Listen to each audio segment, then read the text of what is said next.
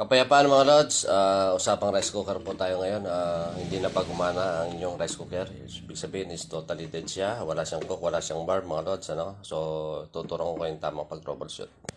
So, lagi tayong muna mga lods sa pag-troubleshoot mga lods. Itong linya mga lods. Ano?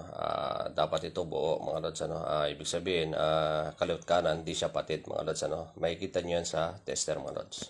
And then, buksan nyo po yung sa likod mga lods. Ano? Ang kadalasang sira lang naman po ng ating mga rice cooker minsan mga lods is yung kanyang thermal fuse mga lods. Ano?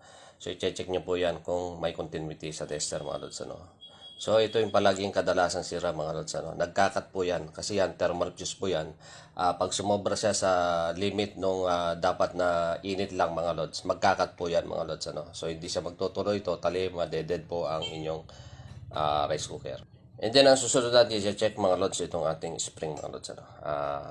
So, ang spring natin ito mga lods, ito yung nagde-decide minsan kung bibitaw na mga lods ang ating spring mga lods. Ano? So, pagka bumitaw po yan mga lods, ano, magdi-disengage po dito. Ibig sabihin, matatanggal siya sa pagkakakook mga lods. Ano? Mapupunta siya sa warm mga lods. Ano? So, minsan, i-check din po natin dito. Minsan, kinakalawang ito. Imbis na mag-disengage siya, tuloy-tuloy siyang nakadikit. Kaya minsan, ang ano natin is sunog mga lods. Ano? Or minsan naman hilaw mga lods.